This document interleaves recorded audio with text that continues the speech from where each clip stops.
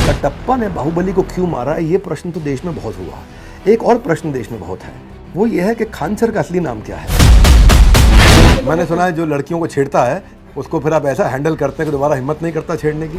किसी ने आपको गोली मारने की धमकी भी दी थी कि एक वीडियो और बनाया तो गोली मार देंगे।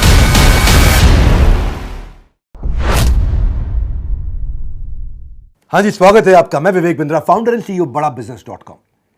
भाई लोगों, लाइफ अपने आप में एक एग्जामिनेशन हॉल है। हर दिन एक नया टेस्ट, नई चुनौती का माहौल है। हर दिन एक नया टेस्ट, नई चुनौती का माहौल है। लेकिन जो लोग अपनी जिंदगी का क्वेश्चन पेपर बनाते हैं, उनके जवाब सारी दुनिया के लिए एक पावरफुल लेसन बन जाते हैं। नमस्कार, आज फिर से स्वागत करूंगा और आपको नहीं मिलाऊंगा मैं किससे मिलवाने जा रहा हूं, क्योंकि पहले मैं उनके बारे में बताऊंगा। ऐसे लोग जो भारत को बड़ा भारत बनाते हैं, उन्हीं की कहानी हम आप तक पहुंचाते हैं। हमने जब बड़ा भारत की शुरुआत करी थी तो सुपर 30 के एक गुरु हमारे यहां आए थे, जिनको आप सब जानते हैं। आज लैंडमार्क 25वां एपिसोड और हमारे मेहमान वो गुरु नहीं है, वो गुरुकुल हैं। गुरुकुल भी हैं, गुरुकुल भी हैं। आजकल के बच्चों को बड़ा कूल बनना पसंद है। 17 मिलियन से ज्यादा इनके फॉलोअर हैं। इस समय यूट्यूब में दुनिया का सबसे बड़ा एजुकेशनल चैनल बन चुका है। आज हर वीडियो 1 मिलियन ऐसे जाता है, ऐसे 1 मिलियन जाता है। 42 लाख बच्चों को ये पेड पढ़ा रहे हैं आज। मुझे नहीं लगता कि इससे ज़्यादा बच्चे शायद दुनिया में कहीं पेड बच्चे एक साथ पढ़ते हो। ये केवल टीचर नहीं है, बच्चों के लिए एक इमोशन है। सिखाने में परफेक्शनिस्ट, समझाने में थेरेपिस्ट, द शिक्षा के स्पेशलिस्ट।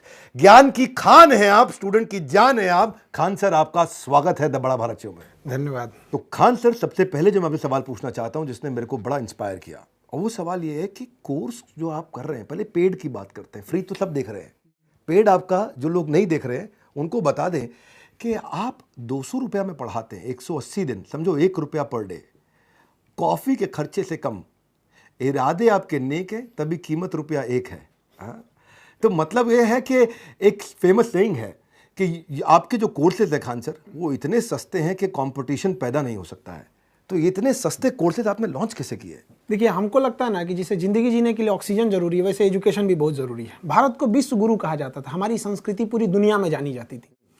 तो हम लोग इसको खोते जा रहे हैं। रीजन क्या है कि एजुकेशन बहुत महंगा हो गया है।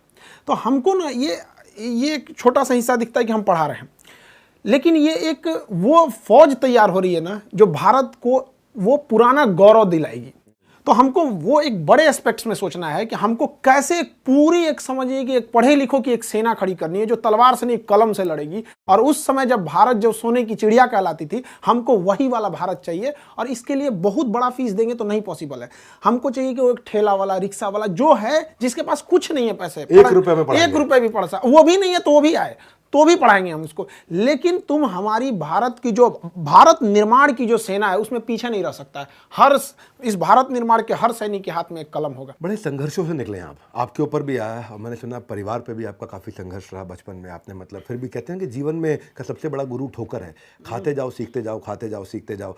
तो आपका बचपन बहुत मुश्किलों में गुजरा। पिता के पास स्टेबल जॉब नहीं थी, चीज़ों का अभाव था, पेंसिल तक आपको आधी करके दी जाती थी और कुछ सादे पन्ने आपको मिलते थे तो माँ उनको जोड़ करके सिल करके दिन में हम लोग बटोर के लाते थे। घर के आगे कॉलेज था, तो वो जो कुछ के किताब जो फेंक देते थे कॉपी, तो उसमें जो सादा रहता था उसको फाड़ ले आते थे और उसको सिल के मम्मी दे देती थी। और उसको हम लोग ना कॉपी चेक कराने नहीं ले जाते थे, क्योंकि स्कूल वालों का एक स्ट्रेटजी होता है कि कॉपी मेरे यहाँ से खरीदो, ये तो कॉपी ही नहीं है, सिली हुई है। तो पीट देते थे लोग कि क्यों नहीं लाए। तो पिटाना ही ठीक था। वहाँ लेते तो बैन कर देते कि भाई तुमको कॉपी लेनी ही पड़ेगी। और आप आर्मी ज्वाइन करना चाहते थे, ज्वाइन नहीं कर पाए? मेरा हाथ ये अजीब डिजाइन का है। मतलब हमको बस आर्मी ही चाहिए थी और कुछ भी नहीं चाहिए। हम जब 10th में पढ़ते थे तो जो एनसीसी में गए थे, तो शूटिंग जब दिया गया, बहुत बेहतरीन शूटिंग किए। तो जो कर्नल साहब थे हम लोग के, उस समय जो कर्नल थे, कर्नल उदय सिंह राठौर, हम लोग के सीओ साहब थे वहाँ पे। वो बुलाए, करेगा क्या तू आगे? आर्मी वालों की भाषा ही बहुत स्टिक होती है। तो हम उन्हीं को देख के कहें कि यही बनना है हमको। तो बाद में एनडीए वगैरह जाना था, तो काफ़ी मेडिकल टर्म्स उसके हार्ड होते हैं, तो वहाँ सक्सेस नहीं हो पाया इनमें। और ऐसे चीज़ों में आप छटिएगा जो कभी सही भी नहीं हो सकता है, तो फिर वहाँ जाना कोई मतलब नहीं बनता। फिर बाद में एजुकेशन टीचिंग में चले। तो सीबीएसई आपने 10वीं इंग्लिश से किया, अच्छा, और 12th आपने हिंदी से किया। बाद में एनडीए मेडिकल फिट होने के कारण गए नहीं, और बीएससी करने के बाद आपने एमए ज्योग्राफी में किया। तो मैं देख रहा था कि बार बार आप बदल रहे थे, बार बार प्रोफेशनल डायरेक्शन बदल रहे थे, और करियर में आपने कई दफ़ा चेंजेस किया और बाद में आप मास्टर जी बन गए। आज आप सिखा रहे। लेकिन आज 25 साल से उम्र के कई कम उम्र के बच्चे हैं, आप अपने अनुभव से उनको क्या कहना चाहेंगे कि वो अपना करियर कैसे चूज करें? सबसे बड़ा चीज़ हम एक चीज़ कहेंगे ना, जो चीज़ कर सकते हैं ना वही करना चाहिए। कई लड़कों को देखते हैं उनका दिमाग माइंडसेट बिजनेस का है, जबरदस्ती घुसे जा रहे हैं इधर में, वो भी सही बात नहीं है।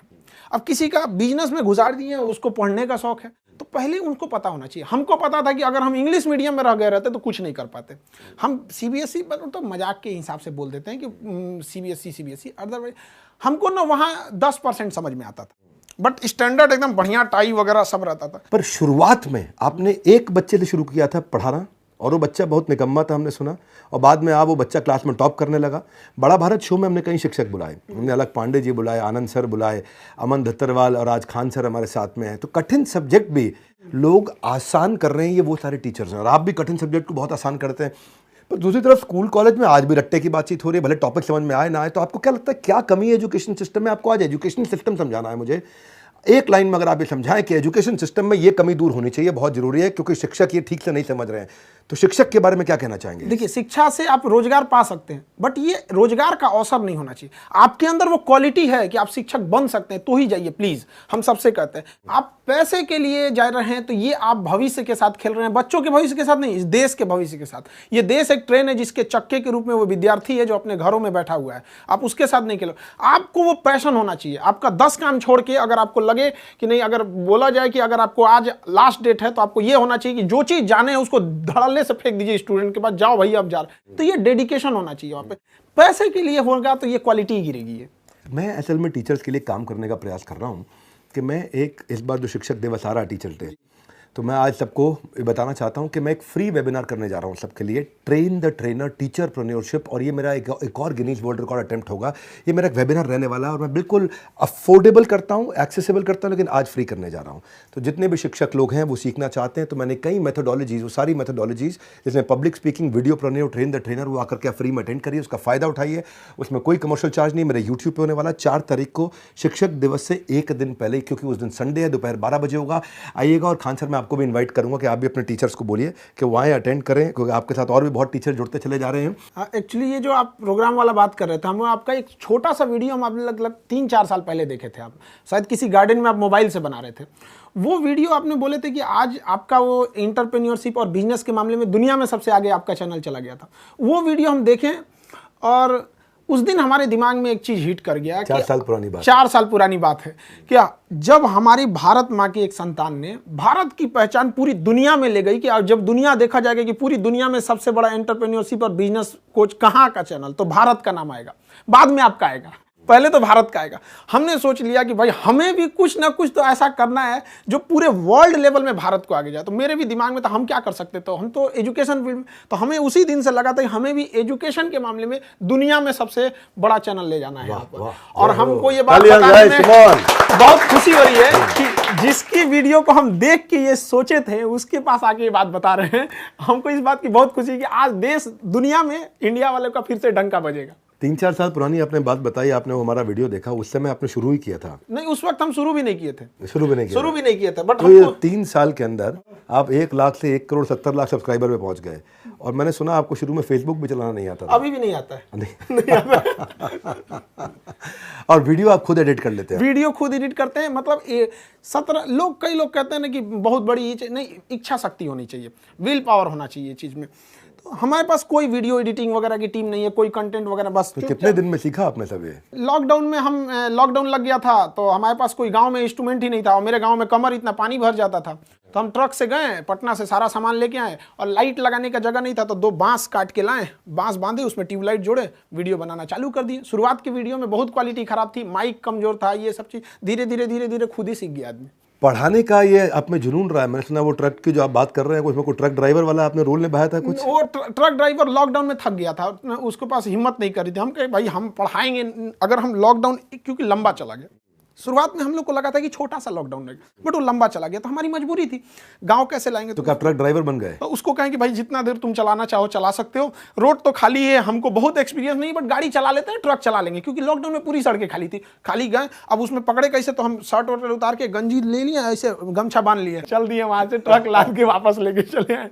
एक चीज बहुत मायने रखता है कि टाइम पर, समय के पास इतना समय नहीं है कि जो दोबारा समय देगा। वाह, ठीक बात है। इसलिए टाइम बहुत मायने रखता है। वक्त नहीं लगाना चाहिए निर्धारित करने में हमें क्या करना है, वरना वक्त निर्धारित कर देगा करेगा कि आपका क्या करना है। मैंने जब आपके बारे में रिसर्च किया तो आपकी सफलता के पीछे एक लंबा संघर्ष रहा है, और वो संघर्ष में जब आपने कोचिंग खोला तो मैंने सुना आपके ऊपर बम फेंके गए। बहुत 3 बम चला दिया गया। एक तो बहुत अच्छी किस्मत थी कि फटा नहीं टारगेट बहुत अच्छा था तो फटा नहीं वहाँ पे। 3 बम मार दिया गया। इसलिए कर दिया गया कि लड़के लड़कियाँ ना आए यहाँ पे क्लास करने के लिए। बहुत सारे लोगों को प्रॉब्लम होने लगा। कई प्रॉब्लम थी कि एक तो ये ऐसा क्यों पढ़ा रहा है कि जो कोर्स 2 महीने का है अगर वो 3 महीने भी जाएगा तो हमको जब तक लड़कों की संतुष्टि नहीं होगी आगे नहीं बढ़ेंगे। तो इस वजह से कई सारे ऐसी घटनाएं हुई थी। हमको उस दिन ठान लिए कि हम जिंदगी में कभी इन बच्चों को नहीं छोड़ेंगे, क्योंकि जब मेरे कैंपस में 15-20 कोचिंग थी और मेरे कोचिंग पे पर्सनली बम चला था, मेरे ऑफिस पे उड़ गया, पूरा धुआं धुआं हो गया था। बाकी ये सुबह 9:30 बजे के आसपास की घटना है। उस दिन शाम के शिफ्ट में कोई कोचिंग वाले ने क्लास नहीं खोला। हमको उम्मीद थी कि वो हमारा आके मनोबल बढ़ाएंगे, वो लोग खुद ही मतलब बंद करके चले गए लोग। लेकिन लड़के और लड़कियां अलग अलग हॉस्टल लॉज से उठ के चली आई यहाँ पे, लड़के लड़कियां सब, कि सर आप क्लास लीजिए। मेरे यहाँ बम फूटा था, इवनिंग शिफ्ट का हम क्लास लिए, बाकी बंद थे। जो लड़के अंदर पढ़ रहे थे वो पढ़ रहे थे, जो नेक्स्ट बैच के लड़के थे पूरे नीचे खड़े थे कि देखते हैं अब कौन आ सकता है यहाँ पे। हम समझा रहे थे, वो कह रहा था आके दिखा तुम यहाँ पे। तभी हम सोच लिए कि जिंदगी की आखिरी सांस भी होगी तो उन्हीं बच्चों के लिए होगी। और जब लोग कहते हैं ना कि फीस या ये आप इतना कम क्यों लेते हैं, वो हम इसलिए कम लेते हैं ना कि बच्चों का प्यार इतना ज्यादा देते हैं कि हमको वो भी ज्यादा लगने लगता है कि भाई वो इतना ज्यादा हमारे पे। हम उस वक्त किसी पुलिस वगैरह कुछ नहीं आया था, बच्चों का इतना मनोबल था। तो हमारे लिए एक तरह का वो भी मोटिवेशन है कि ये बच्चों के लिए। मैं सुना किसी ने आपको गोली मारने की धमकी भी दी थी कि एक वीडियो और बनाया तो गोली मार देंगे। हाँ, वीडियो हटाना पड़ गया था हमको। वो वीडियो आज भी मेरे चैनल पे नहीं है, जबकि मेरे यहाँ पे बम ब्लास्ट हुआ था वो। तो हमको काफी मतलब उस शुरुआत में काफी दिक्कत होता है बहुत। मैं सुना जब परेशानी आई तो आपकी जेब में 40 रुपए थे, घर जाने का किराया 90 रुपए था, इसलिए आप घर नहीं गए। घर नहीं गए थे, किराया प्रॉपर नहीं था। और विदाउट टिकट आदमी सोचता है कि एक टीचर पकड़ा जाएगा तो एक और दिक्कत होगा कि बताओ टीचर है विदाउट टिकट घूम रहे हैं। तो हमने सोचा कि अब रुक रहे हैं तो ऊपर वाला ही रोक रहा है, अब यहाँ रुकेंगे ना तब जाएंगे नहीं यहाँ से। ऐसी मुश्किलें या तो इंसान को तोड़ देती हैं या सही रास्ते पे मोड़ देती हैं, और आपको हमेशा इन मुश्किलों ने सही रास्ते पे मोड़ा, और मैं बधाई देना चाहता हूं। पर मैं फिर भी हैरान हूं, मतलब कि इतना करेज आप में कहां से आता है? सर ऑप्शन भी तो नहीं था कुछ। एक चीज़ हम देखें कि जिनको राजा बनने का शौक है ना, उन्हें पहले गुलाम की तरह मेहनत करना सीखना चाहिए, तभी आपको कुछ करना पड़ेगा। तो ऑप्शन भी नहीं था, घर जाके क्या कर पाते। कोई बहुत बड़ा घर से तो हम लोग थे भी नहीं, एकदम मिडिल से भी नीचे थे हम लोग। तो दोस्तों ने काफ़ी हेल्प किया वहाँ पे फाइनेंशियली। कुछ दोस्तों के पास तो अपना पॉकेट खर्च आता था, तो कुछ 500-600 ऐसे दे देते थे। और काफ़ी एक चीज़ अच्छा रहता है ना, बिहार में अपना समोसा खरीदेगा तो उसके साथ सब्जी देते थे सब। तो काफ़ी अच्छा रहता है कि आपने चावल बना लिया उसी को खा लिया। पैसे नहीं थे कोई बात नहीं, बट हमको बच्चों का हिम्मत देखना था कि हम इनको छोड़ के कैसे चले जाएंगे। और वो लड़कों का यही कहना था कि सर आप नहीं पढ़ाते तो कोई दिक्कत नहीं था, जो लत लग गई ना अब नहीं छूटेगा यहाँ पे। हम कहे अब तो पढ़ाना ही पड़ेगा यहाँ पे। बहुत ज़बरदस्त। ये सबने सुना भैया, हंसते हंसते कट जाए रास्ते, सुना है सबने? हंसते हंसते कट जाए रास्ते, बच्चे लेके जाते हैं छोटे छोटे बस्ते, हंसते हंसते कट जाए रास्ते लेकिन हंसते हंसते रट जाए बस्ते। आपने बच्चों के बस्ते को पूरा उनको रटा दिया, और इतना हंसा हंसा कि आपके पढ़ाने का अंदाज थोड़ा निराला है। ये तो हमने सुना है भैया कि स्टाइल और स्वैग बिल्कुल देसी, क्लैरिटी ऐसी कर दे सबको क्रेजी। तो ये जो है, एक मैंने सुना आप लैला मजनू की स्टोरी खूब सुनाते हैं। लड़कियों के चक्कर में पड़ोगे तो बहुत पिटोगे, मुस्कुराना तो लड़कियों की अदा है, इसको प्यार समझा वो गधा है, गधा है। तो मैं सुन रहा था आपकी बात कि तो पढ़ाते वक्त एंटरटेनमेंट होना चाहिए, पर आपने एंटरटेनमेंट में पढ़ाई डाल दी। एक फिल्म जो बनती है ना, वो 3 घंटे की फिल्म लोगों को दिखती है, बट उसके पीछे की 3 साल का मेहनत नहीं दिखता है। तो ऐसा नहीं होना चाहिए कि कोई टीचर उठ के आए और सीधे पढ़ा दिए वहाँ पे 1 घंटे। उस 1 घंटे के पीछे 3 घंटे का उनका मेहनत होना चाहिए। उनको लगना चाहिए कि ये जो लड़का है ना, इसको हमको वर्ल्ड लेवल पे कंपीट कराना है। ऐसे नहीं होना चाहिए कि आप पढ़ा के चल दिए यहाँ पे, ऐसा नहीं है। आपको क्या एग्जाम्पल देना है, लड़के का मेंटल स्टेटस क्या है। हर लड़का एक जैसा नहीं होता है, कुछ लड़के बहुत हाई लेवल के होते हैं, कुछ बहुत लो होते हैं, तो उसको मिला के चलना पड़ता है। ये बहुत ज़्यादा जरूरी होता है। लड़कों को पता नहीं चलना चाहिए वो क्या सीखना चाह रहे हैं, जब वो सीख जाए ना तब पता चले और ये यही सीखना था। तो काफ़ी हमको इसमें बहुत इंटरेस्ट लगता है। हम लड़कों को पहले तो मेरा एक ही टारगेट रहता है कि लड़कों को ये ना पता चले उसको सीखना क्या। जब सीख जाता है ना तब कहता है सर केमिस्ट्री का ट्रिपल बॉन्ड देख रहा है ना कितना इजी था। Very good, very good. Khan sir, आपने बताया कि भाई मूवी बनने में 3 घंटे का 3 साल लग जाता है। अब 3 घंटे का मूवी बनने में 3 साल लगता है, उसमें इतना विजुअलाइजेशन, इतना तैयारी होता है। तो खान सर को जब 1 घंटे का क्लास लेना होता है तो उसके पीछे क्या प्रिपरेशन होता है और कैसे प्रिपेयर करते हैं? क्योंकि आपके कंटेंट में तड़ सुपर फास्ट एक्सप्रेस और इतनी स्पीड से आप बोलते जाते हैं और इतना कंटेंट इतना जाता है, आपका वर्ड्स पर मिनट। मैं सोचता हूँ मैं तेज बोलता था, आपसे मिलने के बाद हमको लगा भाई कुछ सीखना पड़ेगा करके। तो ये क्या तैयारी करके रखते हैं कि ऐसा निकलता है आपके यहाँ से, जैसे मतलब कभी आदमी भागता हो तो उसके शरीर से पसीना निकलता है, आप और हम लोग भागते तो कंटेंट निकलता है। तो वो तैयारी क्या करते हैं, प्रिपरेशन, चुटकुला कैसे डालते हैं? चुटकुला पहले सोच के आते हैं, वही ऑन द स्पॉट प्लान करते हैं? हम लोग जब स्टूडेंट लाइफ में थे ना, तो हम लोग पढ़ने में एकदम बेवकूफ़ थे। मतलब 40 लड़कों के स्टूडेंट में 37 रैंकिंग आती थी। अब बहुत हालत ख़राब था, कभी कभी ऐसा लगा कि मतलब अब हम लोग के बस का पढ़ाई नहीं है। तो एक चीज़ हमको समझ में नहीं आया था, साइंस या कुछ चीज़ें ऐसी थी जो उसको समझ में नहीं आ रहा था। तो मेरे एक दोस्त हमको बताया, पूरा बेहतरीन समझ में आ गया। तब समझ में आया कि मेरी गलती नहीं, पढ़ाने वाले लोग को लगा कि उनके बराबर हमको भी नॉलेज है। तब हमको ये रियलाइज़ हुआ कि हमारा काम पढ़ाने से ज़्यादा समझाने पे होना चाहिए। लड़का को क्या समझ में आ रहा है वहाँ पे, उसका लेवल क्या चीज़ है। तो शुरुआत में काफ़ी मेहनत हुआ था कि कभी 2-3 लड़कों को समझाते थे कि तुम समझा कि नहीं समझा। हम खास करके उस फील्ड के इंसान को समझाते थे जिसको कोई लेना देना नहीं। अब जैसे क्वांटम फिजिक्स पढ़ाना है तो किसी नॉर्मल इंसान को लो जिसको फिजिक्स से कोई लेना देना नहीं, हल्का भी इंटरेस्ट आ रहा है, मतलब थोड़ा ठीक ठाक जा रहे हैं आप। तो कोशिश यही रहती है कि पढ़ाई उस इंसान को भी पढ़ा दिया जाए जो 20 साल पहले पढ़ाई छोड़ चुका है और उसके अंदर ललक जग जाए कि हमने क्यों छोड़ा था। मेरा प्रश्न ये भी है साथ में, अप्रोच और मानसिकता के अलावा आपसे मैं ये भी जानना चाहता हूँ, कंटेंट कैसे बनाते हो आप? कंटेंट धीरे धीरे एक इकट्ठा होता है। अचानक कोई सोचेगा विवेक बिंद्रा बन जाए, कहाँ से होगा? आपके पास ये कंटेंट एक दिन में तो आया नहीं यहाँ पर। ये तो एक धीरे धीरे ना एक बिल्टअप होते रहता है। स्कूलिंग लाइफ में थे, फिर कॉलेज लाइफ में थे, हमको लगा कि नहीं ये टीचर इस चीज़ को ऐसे नहीं ऐसे समझाते तो और अच्छा से समझ में आता। तो कई बार ऐसा होता है क्लास खत्म होने के बाद ना लड़के को जब लगता था कि थोड़ा सा फंस गया है तो वो ना एकदम टेंशन फ्री हो जाता, अरे हमको कोई दिक्कत नहीं, क्लास के बाद हम खान से पूछ लेंगे। कटप्पा ने बाहुबली को क्यों मारा, ये प्रश्न तो देश में बहुत हुआ। एक और प्रश्न देश में बहुत है, वो ये है कि खान सर का असली नाम क्या है? आपको इतना नॉलेज है खान सर, क्या खान सर ने कभी यूपीएससी ट्राई किया? खान सर कौन है, एक शब्द में कैसे डिस्क्राइब करेंगे? बिहार में बहुत अनएम्प्लॉयमेंट है, जो नेशनल एवरेज है बिहार का अनएम्प्लॉयमेंट एवरेज, बेरोजगारी से डबल चल रहा है। आपके हिसाब से इसका क्या कारण है?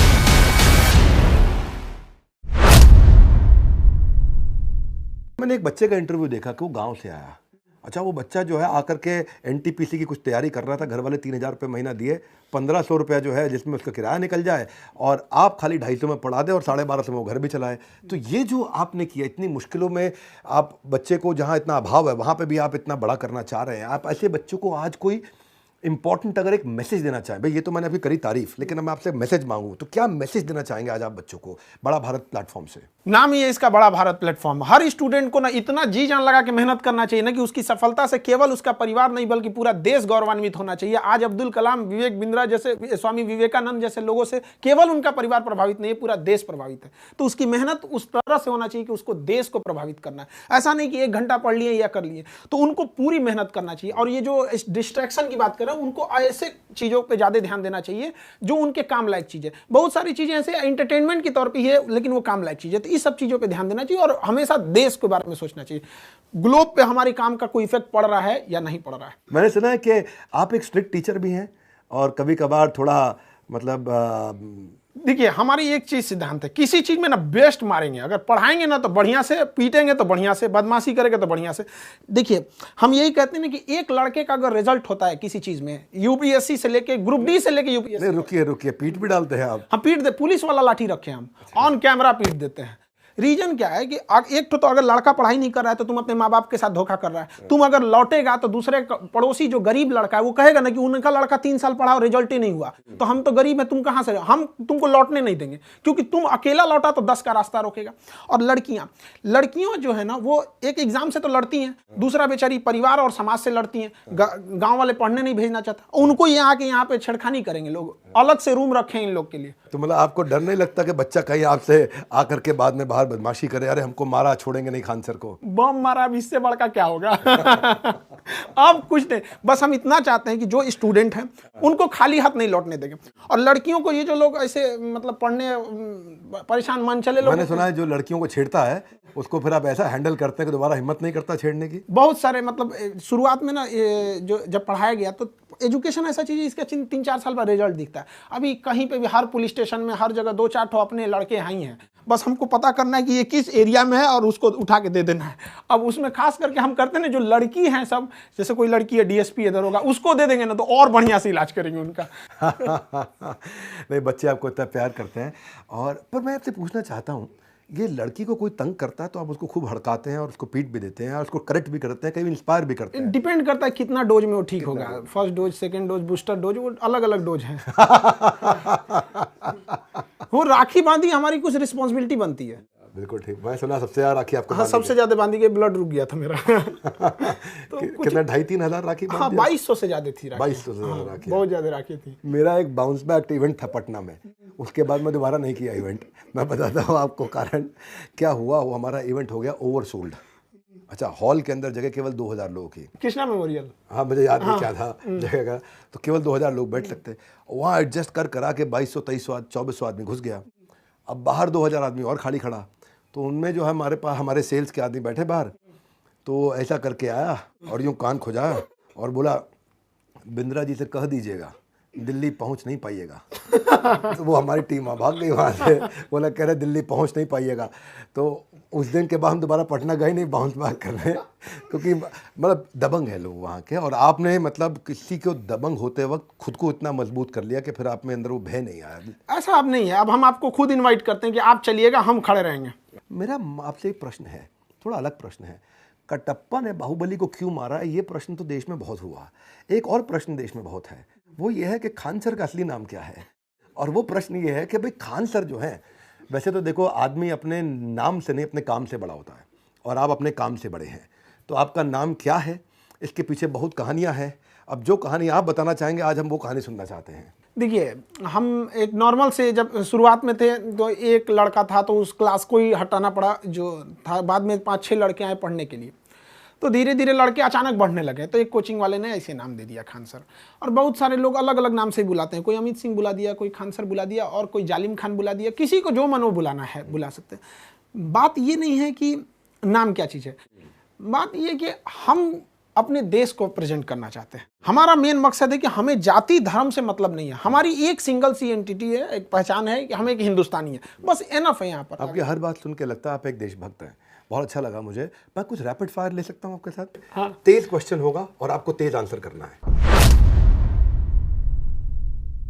तो आपकी कहानी पर क्या कोई बायोपिक बननी चाहिए, कहीं बात हो रही है? कुछ लोग आए थे, बात कर रहे हैं। हमको मतलब बहुत ज्यादा फिल्मों का आइडिया नहीं है, इसलिए हम नॉर्मल बात कर दी उनसे। ठीक है, देखा जाएगा। आप पढ़ाते वक्त इतने बेबाक रहते हैं, तो क्या कभी माता पिता ने गुस्सा करके आपको डांट लगाई? कभी कभी मम्मी थोड़ा सा चिंता में रहती है कि बाबू ये सब कुछ भी काहे बोल देता है तुम। खान सर कौन है, एक शब्द में कैसे डिस्क्राइब करेंगे? हिंदुस्तानी। आपकी सबसे बड़ी स्ट्रेंथ क्या है? कितना भी कुछ हो जाएगा, हम अपने लक्ष्य से नहीं हटेंगे। आपकी सबसे बड़ी कमजोरी क्या है? कमजोरी में थोड़ा इमोशन हो जाता है। स्टूडेंट को देखते हैं तो हमको कभी कभी दूसरे के इमोशंस में ना ऐसा लगने लगता है एक कि मेरा ही प्रॉब्लम है, तो अपना काम छोड़ के सोचते हैं पहले इसका सॉल्व कर दे। तो एक लेवल तक ये ठीक रहता है। इमोशन ज़्यादा हो जाते हैं। क्या खान सर को कभी झूठ बोलना पड़ता है? लाइफ में ना कई बार आपको ना किसी की अच्छाई के लिए झूठ बोलना पड़ता है। तो बहुत बार ऐसा झूठ बोलना पड़ता है। क्या खान सर एक स्पिरिचुअल पर्सन है? हाँ, स्पिरिचुअल हैं, मतलब धार्मिक हैं, बट हम मेरे दो लाइफ, एक है अपने पर्सनल लाइफ, हम किसी से मतलब ज़्यादा शो ऑफ नहीं करते। आप दूसरों को डिस्ट्रैक्शन को दूर कर रहे हैं, अभी डिस्ट्रैक्शन दूर करने के लिए अच्छा मैसेज दिया। क्या खान सर खुद कभी डिस्ट्रैक्ट होते हैं? एक एज होता है डिस्ट्रैक्शन का। जिस एज में हम लोग थे डिस्ट्रैक्शन के, उस एज में ना इतनी ज़्यादा प्रॉब्लम्स थी ना लाइफ में कि वो खुद ही अपने आप में एक टॉर्चर था। कोई मतलब क्यों आपके पास कोई आएगा, आपके पास कुछ रहेगा ही नहीं। तो अब खाली घर में कोई भी चोरी तो हुई नहीं है। तो एक वो सर्टेन, अब बहुत अच्छा हुआ, ऊपर वाले से हम दुआ मांगते हैं कि जिस एज में डिस्ट्रैक्शन होता है उस एज में इतनी प्रॉब्लम आई थी कि वो एज उसी प्रॉब्लम्स को दूर करते करते खत्म हो गया। आपके कितने बच्चों ने अभी तक कोई सरकारी एग्जाम क्लियर किया है? हम तो सरकारी एग्जाम की अगर बात करें तो शायद ही कोई डिपार्टमेंट होगा जहाँ के नहीं होंगे, क्योंकि एक्चुअली क्या है कि 4-5 साल से पढ़ाने, जैसे जिसको आज पढ़ाएंगे वो तो 2 साल बाद जाएगा। तो इसका एजुकेशन का ना टर्म थोड़ा सा लंबा होता है, तो कम हो बेस हर डिपार्टमेंट में। आपको इतना नॉलेज है खान सर, क्या खान सर ने कभी यूपीएससी ट्राई किया? हमको बस जाना था तो एनडीए में, तो बस और कहीं सपना ही नहीं देखे थे। बंदूक चलाने का शौक, हर टाइप का बंदूक। इवन अगर आप गौर कीजिएगा या लोग जो गौर किए होंगे, जो चीज़ सेना से रिलेटेड रहती है ना, वो हम बहुत डीप से अंदर बता देते हैं। कई बार ऐसा होता है ना कि ऊपर से कुछ लोग कॉल करते हैं, खान साहब इतना डिटेल मत बताइए, तो अब क्या होता है ना कि कुछ चीज़ें बता के उन लोग को भेज देते हैं, देखिए तो ठीक ठाक है ना, कहते नहीं इस चीज़ को काट दीजिए। बिहार में बहुत अनएम्प्लॉयमेंट है, जो नेशनल एवरेज है बिहार का अनएम्प्लॉयमेंट एवरेज बेरोजगारी उससे डबल चल रहा है। आपके हिसाब से इसका क्या कारण है? बिहार में स्किल्ड की प्रॉब्लम है। वहाँ जैसे कोई आता है काम करने के लिए, वो ये बोलता है कि हमको काम चाहिए, वो उसे बोलना चाहिए कि हम ये काम जानते हैं, क्या ये वाला है कि नहीं आपके पास। तो वहाँ पे स्किल्ड की बहुत कमी है। स्किल्ड है और अनऑर्गेनाइज तरीके, जैसे क्या है कि अभी कोई योजना चलेगी गवर्नमेंट की, तो हर डिस्ट्रिक्ट में उसको खोल देंगे। बस जहां आपका दूर गया तो कंट्रोलिंग से पावर खत्म हो जाता है। उसको सेंट्रलाइज करना चाहिए। हाँ, आपको सीखना है ना, तो आप पटना आइए। आप जिंदगी भर के लिए थोड़ी आ रहे हैं, 1-2 महीना पे आप खोल के चले जाइएगा। बट ये जो गांव कंट्रोल नहीं हो पाता है, तो फिर वो एक चीज़ गड़बड़ी है। स्किल्ड की बहुत बड़ी प्रॉब्लम है। और एक वर्किंग कल्चर भी वहाँ पे ना, जो एक तरह का जैसे गुजरातियों का एक बिजनेस कल्चर ही है वहाँ पे। तो वहाँ अभी भी ना नौकरी को बहुत प्रेफरेंस देते हैं। एक दादी जी थी, बहुत बूढ़ी हो गई थी, तो उनसे हम मिलने गए, बहुत खुश हुई कि बाबू वो खूब आशीर्वाद दी, कही कि सब तो ठीक बा, एगो नौकरी हो जाए सरकारी तो अब ठीक रही। अगर बच्चों की दिल की बात करनी हो, आप बच्चों के दिल की बात करते हैं, लेकिन अगर अपनी खुद की दिल की बात करनी हो तो किसके पास जाते हैं? बच्चे तो आपके पास आते हैं, आप किसके पास जाते हैं? दिल में जो रहता है हम बच्चों को बोल देते हैं। ऐसा कोई पर्सनल चीज़ें नहीं रहा है। और अभी अब जस्ट पहले कि झूठ बोलने के लिए हम सबसे ज़्यादा अगर झूठ बोले थे ना तो कोरोना के टाइम पे। एक्चुअली क्या था ना, कोरोना में लोग डर के मारे बहुत ज़्यादा लोगों की जान जा रही थी। तो अगर हम पहले पूछ लेते थे तुम्हें उसका प्रॉब्लम क्या है, जैसे कर उसका ऑक्सीजन लेवल घट रहा है, फटाक से बोलते थे घट रहा है, अच्छी बात है, ये सबसे तेज रिकवर कर रहे हैं। जिनका 60 हो जा रहा है ना, 60 के बाद अचानक से बूम कर दे रहा है, तो वो ठीक होने के लिए नहीं सोच रहा था। वो सोच रहा था खान सर बोले ऑक्सीजन लेवल 60 आएगा, ठीक हो जाएंगे, 60 जल्दी आओ जल्दी आओ। मतलब उसको इस तरह से करना जो उसकी कमजोरी बोलता है, अरे यही सही होगा। किसी का आँख स्मेल चला गया, हमको यही वाला तो एकदम जल्दी सही हो रहा है। एक गाना मुझे याद आ रहा है, जिंदगी एक सफर है सुहाना, यहाँ कल क्या हो किसने जाना। खान सर के सफर की मंजिल क्या है? अखंड भारत देखना चाहते हैं। अरे वाह, अल्टीमेट हैं तो फौजी, आ गए पढ़ाने वो अलग बात है। जाना तो था फौज में। भारत माँ का जो आंचल हटाया गया ना, पीओके और ये सीओके चाहे अक्साई चीन, वहां से हम लोग जो अखंड भारत था बस वही दे दो। वाह क्या बात है। आपका कोई अपना वीडियो जो आपको बहुत पसंद हो? कई सारे ऐसे। अब अचानक अपने वीडियो में कैसे, अब जो इतना आदमी बोल देता है, रिसर्च कर देता है कि इंटरेस्ट है उसमें से हट जाता है। कोई मेरा ऐसा वीडियो जो आपको बहुत पसंद हो? दुनिया आपको क्यों जाने, वाई पीपल नो यू। और एक जो आपने बोला था कि हम भारत माँ का, भारत के एक संतान का चैनल सबसे आगे चला गया, वो तो मतलब नेक्स्ट लेवल था। मतलब उसी को देख के हम यहाँ आपको बता भी देंगे, आप ही की वजह से हमने ये सोचा। मेरी वजह से नहीं, आपकी मेहनत और बच्चों के प्यार से है। अच्छा, मान लीजिए आपने कुछ पढ़ाया और स्टूडेंट को समझ में नहीं आया, तो इसमें टीचर की कितनी गलती है और स्टूडेंट की कितनी गलती है? इस बात से कई टीचर हमसे नाराज भी हो जाते हैं। हम ये कहते हैं कि अगर स्टूडेंट क्लास में नहीं आया है, उसके बाद फेल हो जाता है, तो स्टूडेंट की गलती है। क्लास में बैठ के फेल हो जाता है तो आपकी गलती है। कैसे हो गया यहाँ पर?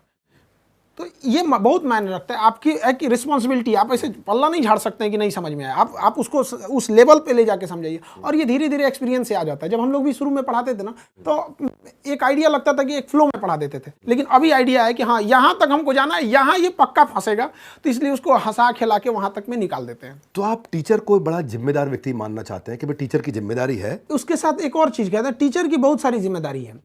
आपको ये सोचना, आपको दिमाग से ये हटा देना चाहिए कि आपकी पर्सनल लाइफ से बहुत बड़ा नहीं। आप टीचर बन गए ना, तो आपको आपकी लाइफ से स्टूडेंट को कनेक्ट करना है। अब पता चला हम यहाँ से एक तो आधा बाल इधर रंग दे, आधा इधर रंग दे, कहें कि मेरी पर्सनल लाइफ है, तो काहे को टीचर बन गया? आपको पर्सनल लाइफ में जाइए ना, फिल्मी दुनिया में यहाँ पे नाचे गाएं। ये मतलब एक कंट्रोल में रहना चाहिए कि आपसे लोग इंस्पायर हो रहे हैं। आप यहाँ आए हैं तो आपकी एक जिम्मेदारी बनती है। सिलेबस के बाद भी एक ऐसी जिम्मेदारी है जो लाइफ टाइम उसको सिखाना है। सर्वांगीण विकास होना चाहिए उसके पास, ताकि उसको लगे कि हाँ ये हिंदुस्तान से पढ़ के गया है। कंट्रोवर्सीज भी हो रही हैं, तो लोग कई बार आपको बुराई भी करते हैं, और इतनी सारी कंट्रोवर्सीज हुई होंगी आपके साथ। कोई ऐसी कंट्रोवर्सी जिसने आपका दिल दुखाया हो? एक बिना मतलब की कंट्रोवर्सी हो गई थी, जो इंडिया से उसका कोई टॉपिक नहीं था। एक्चुअली एक टॉपिक चल रही थी, फ्रांस के राजदूत को बाहर निकाला जा रहा था। तो अक्सर देखते होंगे इंटरनेशनल रिलेशन चूंकि करंट अफेयर में जरूरी होता है, तो टॉपिक था कंप्लीटली डेडिकेटेड था पाकिस्तान और फ्रांस से। उसको इंडिया से कोई मतलब ही नहीं था। तो हम जो भी चीज़ें बता रहे थे पाकिस्तान का बता रहे थे। बट क्या हुआ ना, कुछ पाकिस्तानी चैनलों ने ना पाकिस्तान हटा दिया, फ्रांस हटा दिया, धीरे धीरे पाकिस्तान से इंडिया की ओर चलाया। कुछ गाने भी होते हैं, आप देखते होंगे पाकिस्तान से इंडिया की ओर आके बहुत तेज़ी से स्प्रेड हो जाते हैं। तो उनका था, और यहाँ बिना मतलब कि इन लोगों ने कंट्रोवर्सी खड़ी कर दी। बाद में जिन लोगों ने कंट्रोवर्सी खड़ी की थी वो पर्सनली कॉल भी किए और कहें कि सर हम वापस आपसे सॉरी बोलते हैं। हम कहे अब तुम चौपट करके एक तो बिना मतलब का काम के उसको सॉरी बोलता रहने दो भाई, ऐसे ही रहने दो यहाँ पे। बाद में धीरे धीरे रियलाइज हुआ वो टॉपिक ही इंडिया का नहीं था। तो एक होता है ना कि इंडिया का टॉपिक रहे तो बोलो तो समझ में भी आता है। मैंने सुना एक कंपनी ने भी आपको ज्वाइन करने के लिए करोड़ों रुपए ऑफर किए थे। 107 करोड़। 107 करोड़, वाह। उस वक्त मेरे पास कुछ भी नहीं था, बहुत कुछ नहीं था उस समय। आपने मना कर दिया? हाँ। क्यों मना किया आपने? उनके पास जाने का मतलब ये हो जाएगा कि आप अपनी फीस को बढ़ाइए, जो 200 रुपये की फीस है उसको 2000 करिए, फिर जाके 10,000 करिए। लड़का तो पढ़ेगा, अब जैसे मान के चलिए किसी को खानसा से पढ़ना है तो 200 की जगह हम उसको 500 भी करेंगे तो क्या थोड़ा सा कहेगा कि सर नहीं बढ़ाइए, फिर तो पढ़ेगा ही वहाँ पे। तो ये चीज़ें थी उनका कहना। हम कहते कि नहीं, फ़ी अगर 200 ही रहेगा तो कोई दिक्कत नहीं, फ़ी वो बढ़ाएंगे। कहेंगे सर हम आपको 107 करोड़ देंगे 200 रुपये की फीस में। हम कहें नहीं चाहिए। तो चला तो आप एडटेक फर्म ही रहे हैं, टेक्नोलॉजी बेस्ड एजुकेशन दे रहे हैं, 42 लाख बच्चे आपसे पढ़ रहे हैं, 200-250 रुपये आप 180 रुपया कुछ ले रहे हैं उनसे। तो अब आए थे अलग पांडे जी, वो भी फंडिंग ले ही गए। 7,500-8 हज़ार करोड़ की इनकी जो है आज कंपनी हो गई है। तो खान सर फंडिंग लेंगे नहीं लेंगे? एक्चुअली क्या है कि जब हम लोग यूपीएससी वाले सेगमेंट में जा रहे हैं ना, तो वहाँ बच्चों को हमको एकदम प्राइम फैसिलिटीज़ देनी है। मतलब वो चीज़ जो उसके पास नहीं है, ऐसा फील देना है ना कि वो आने के बाद वो उसको लग गया कि अब मेरा तो भाई हो गया वहाँ पे। तो वहाँ पे अगर इस टाइप का अगर कुछ लगेगा तो आदमी आगे सोचेगा। क्योंकि लड़कों को इंफ्रास्ट्रक्चर, गांव के लड़कों को ना हमको वो फील देना है ना कि उसको इंफ्रास्ट्रक्चर उसको लग जाए कि ये चीज़ इसके सिवा कहीं नहीं मिल सकती थी। मतलब 2 से 3 लाख में मिल रहा है हमको वो मामूली, मतलब जब जैसे 2 लाख 2.5 लाख फीस को आप 8-10 हज़ार तक सप्रेस करेंगे, उससे ज़्यादा तो वो सप्रेस भी नहीं हो पाएगा। कोई भी पढ़ा लिखा सोचेगा तो इससे ज़्यादा क्या सप्रेस हो पाए। तो उस टाइम पे हो सकता है कि ज़रूरत लगे, but at the last and यही है कि एक गांव के लड़कों को भी हमको जहां तक जाना मिशन आप नहीं हिलाना चाहते हैं। मिशन के लिए जरूरत पड़ेगी तो पैसा उठाएंगे भी, लेकिन मिशन नहीं हिलाएंगे। मिशन नहीं। आज खान सर के इस इंटरव्यू को मैं चाहूंगा कई बच्चों ने देखा होगा, इसको बाकी बच्चों तक पहुंचाएं ताकि वो और इंस्पायर्ड हों। ये अपने आप में बिजनेस मॉडल भी बहुत सुंदर है जिन्होंने अफोर्डेबल बनाया। खान सर एक ऐसे रेवोल्यूशनरी एंटरप्रेन्योर भी हैं और एक ऐसे एजुकेटर हैं, एक ऐसे टीचरप्रेन्योर हैं जिन्होंने बहुत बड़ा रेवोल्यूशन लेकर के आया। मैं चाहूंगा इस मैसेज को आप सही आदमी तक, सही व्यक्ति तक जरूर पहुंचाएं, सही बच्चों तक जरूर पहुंचाएं। और बस थोड़ा सा और इंतजार, आ गया एक और बड़ा बुधवार। अगले बुधवार आपसे आकर के फिर मिलेंगे। वीडियो को लाइक जरूर करिएगा, हमारा उत्साह बढ़ता है। आप चैनल को सब्सक्राइब करना चाहें लेकिन इसको सही व्यक्ति तक जरूर पहुंचाइएगा। हमारे साथ जुड़े रहने के लिए, इस वीडियो को पूरा देखने के लिए आप सबका हृदय की गहराई से प्रेमपूर्वक बहुत बहुत धन्यवाद। खान सर आपका विशेष धन्यवाद। धन्यवाद।